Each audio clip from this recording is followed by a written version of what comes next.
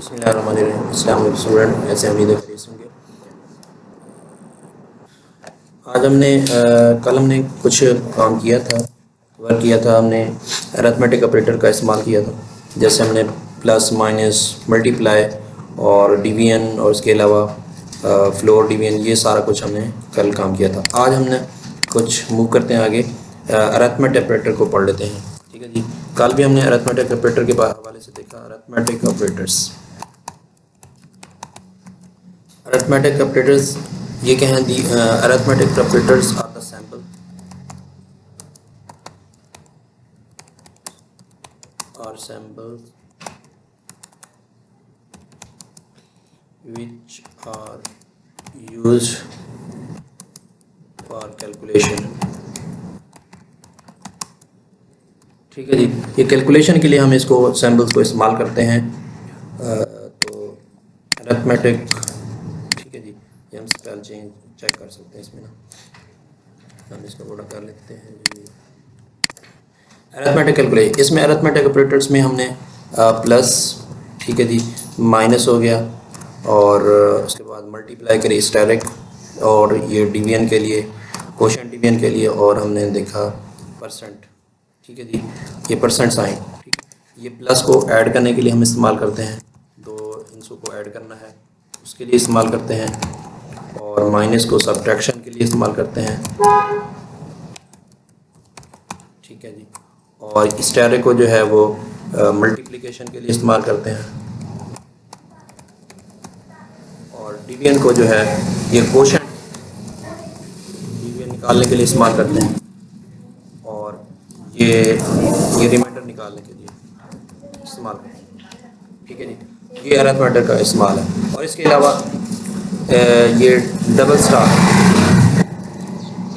जो है ना, ये एक्सपोनेंट निकालने के लिए, एक्सपोनेंशियल के लिए इस्तेमाल। ठीक है जी, यानी जिसको हम पावर बोलते हैं। ठीक है, पावर निकालनी है तो हम इसको इस्तेमाल करते हैं। ठीक है जी। और इसके अलावा मज़ीद हम देखेंगे। अभी हम इन चीज़ों को क्लियर कर लेते हैं। एक्सपोनेंशियल को हमने इस्तेमाल नहीं किया था, अब इसको इस्तेमाल करते हैं। एक्सपोनेंशियल के लिए किस तरह करेंगे?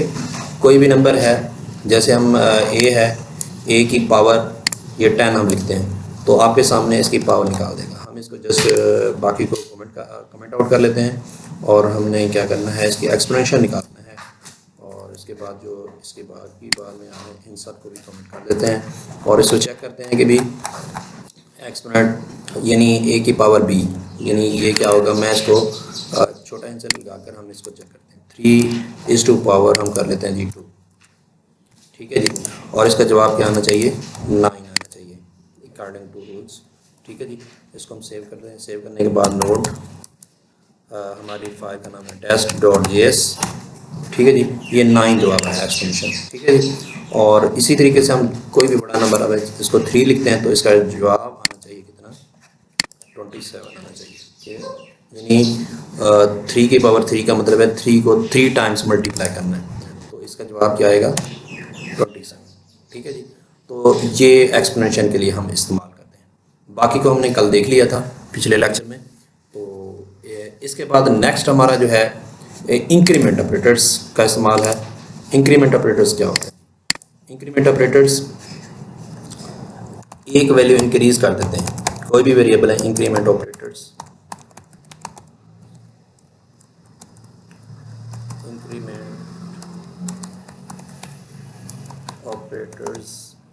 are used to increase a value of a variable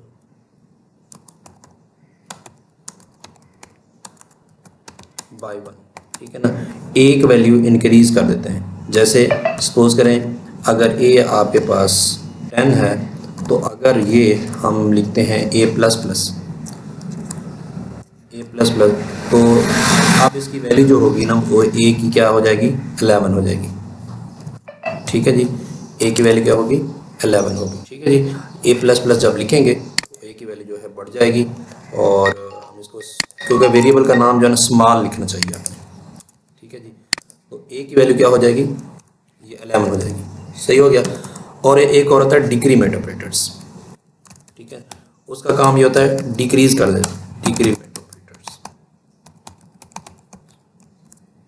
ये एक वैल्यू डिक्रीज कर देता है।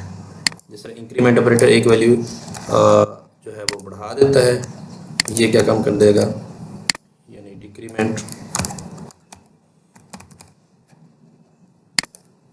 डिक्रीज द वैल्यू, ठीक है जी, बाई 1, ठीक है जी। जो वेरिएबल की वैल्यू है उसमें ए की कमी ला देगा। जैसे अगर अगर आपके पास 10 है और ये जब हम इसका ए माइनस माइनस लिखेंगे तो क्या होगा,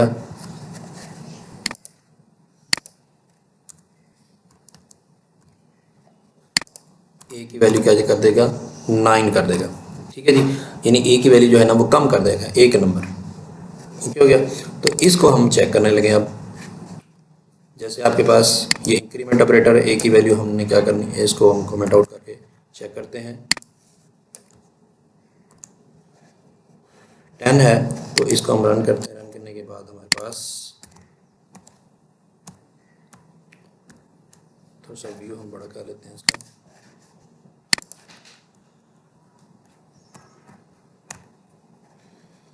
सेव करना है इसको CLS।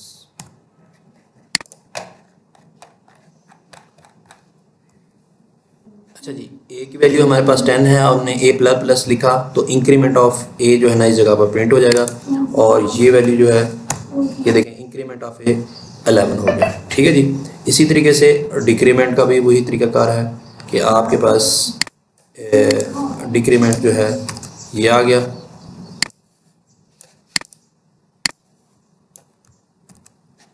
और वेरिएबल का नाम भी आपने वही रखना है और आपके सामने ये आ गया जी।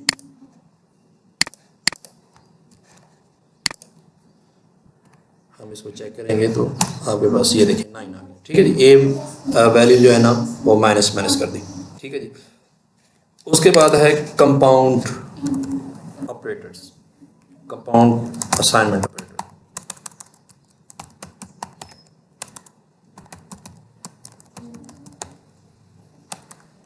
असाइनमेंट ऑपरेटर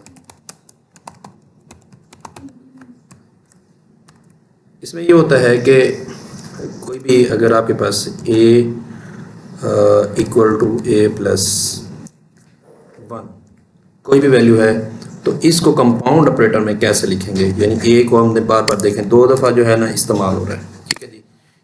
तो कंपाउंड में हम इसको ऐसे लिखेंगे, मैं इसको टैप करके थोड़ा सा आगे कर देता हूँ, इसको ऐसे लिखेंगे a प्लस इक्वल टू 1, ठीक है जी। यानी a की जो वैल्यू होती है, इसका क्या मतलब होता है, a की जो वैल्यू हो उसमें एक जमा हो जाए और a को ही मिल जाए। अगर सपोज करें आपके पास a equal to a plus 10 है तो इसको हम कैसे लिखेंगे, a प्लस इक्वल 10, ठीक है जी। अगर आपके पास ये प्लस के हवाले से अगर हो a माइनस 10 हो, ठीक है जी, इसको कैसे लिखेंगे, a ये कंपाउंड में है a माइनस इक्वल 10, यानी इसका मतलब ये है कि a की जो भी वैल्यू ऑलरेडी है उसमें 10 माइनस हो जाएगी। ये क्या है, a की जो भी वैल्यू ऑलरेडी पहले उसमें 10 जमा हो जाए, ठीक है जी। इसी तरीके से आप तमाम के आप कर सकते हैं। जैसे हम लिखना चाहते हैं a equal to a multiply के लिए 10 है या जो भी नंबर हो तो ये कंपाउंड में कैसे लिखेंगे, a मल्टीप्लाई इक्वल टू 10, ठीक है जी। अगर आपके पास a equal to a slash 10 हो तो हम इसको कैसे लिखेंगे, a equal a slash equal 10, ठीक है जी। यानी आपका जो सिंपल में हम लिखते हैं ये इस तरीके से, तो हम इसको कंपाउंड में ऐसे लिख सकते हैं, यानी a की जो वैल्यू हो उसमें हमने क्या करना है, तकसीम करना है, ठीक है जी। इसी तरीके से ये सारी कैलकुलेशन हम कर सकते हैं। a अगर रिमाइंडर वाला आ जाए, a वो मॉडुलस, इसको मॉडुलस बोलते हैं, मॉडुलस ये आ जाए तो आपने इसको कैसे लिखना है, a मॉड इक्वल टू 10, ठीक है जी। इसी तरीके से आ जाए a अगर एक्सपोनेंट का आ जाए पावर निकालने में, a equal to a asterisk double asterisk power के लिए इस्तेमाल करते हैं 10। तो इसको कैसे लिखेंगे, ए डबल स्टेरिक इक्वल 10, यानी वैल्यू जो है वो हमने बाद में की। इसी तरीके से ये हमारे पास कुछ arithmetic operators, compound assignment operator का इस्तेमाल है, तो इसको हम अब अप्लाई करने लगे हैं। ठीक है जी। तो हमारे पास ये एक एग्जांपल है, हम इस एग्जांपल को, प्रोग्राम को देख लेते हैं। हमारे पास ये आपके पास है, इसको मैं कमेंट आउट कर देता हूँ और इसको रन करते हैं, CLS कर देते हैं जी, और इसके बाद ठीक है जी, ये हमारे पास आ गया जी। प्लस किया हमने A और B, आपके पास ये वैल्यू है, जैसे इधर वैल्यू है प्लस इक्वल, जिस तरह हमने पहले किया था। ये अगर कोई और वैल्यू हो, इधर कोई वेरिएबल भी हो सकता है, तो हम इसको इस शक्ल में लिखेंगे, यानी A प्लस इक्वल वो जो वेरिएबल हो ये उसी शक्ल में है। ये हमारा 10 था जो हमने 10 इस्तेमाल किया, ये ऐसे समझे हमारे भाई ये वैल्यू। तो इसको हम कंपाउंड में ये इस तरीके से लिखेंगे। ठीक है जी, यानी A और B को हमने जमा किया, वो दोबारा A के पास आई। यानी हमने क्या किया था, जो पहले हम करते आ रहे हैं कि सम के अंदर अलग से वेरिएबल के अंदर वैल्यू रखते हैं, अब ये नहीं, ऐसा नहीं हो रहा। अब ये हम उसी A के अंदर रख रहे हैं, ये A और B को जमा करा के दोबारा A के अंदर आके A को ही प्रिंट करवा रहे हैं। ठीक है ना। इसी तरीके से अगर माइनस करना चाह रहे हैं, A को B से माइनस करें और A के अंदर ही रख दें, तो ये इक्विवेलेंट किसके है, यानी ये अगर हम इसका इक्विवेलेंट बनाएं, ये हम इक्विवेलेंट ये इसके बराबर है। ठीक है जी। और अगर इसी तरीके से हम इसका इक्विवेलेंट बनाएं तो ये इस तरीके से है, ये इक्विवेलेंट है। ठीक है जी। अगर इस पावर का इक्विवेलेंट बनाएं तो ये पावर वाले का इक्विवेलेंट है। अगर ये इसका इक्विवेलेंट बनाएं तो ये आ जाएगा इक्विवेलेंट इसका। ठीक है जी। इसी तरीके से ये इसका इक्विवेलेंट बनता है, और पावर वाले इसका बनाएं तो ये इसके बराबर, यानी A और B को जमा करें तो उसका जवाब A के पास आ जाएगा। इसी तरीके से नेक्स्ट आ गया है जी हमारा, आज मेरे ख्याल में लंबा हो रहा है लेक्चर, तो बाकी हम कल इंशाल्लाह इस पर कुछ वर्क करेंगे। अरिथमेटिक ऑपरेटर्स का इस्तेमाल किया हमने, उसके कंपाउंड असाइनमेंट ऑपरेटर को देखा और इंक्रीमेंट को देखा, तो आपने इसकी प्रैक्टिस करनी है। नेक्स्ट इंशाल्लाह नेक्स्ट लेक्चर में रहेंगे। अल्लाह हाफिज़।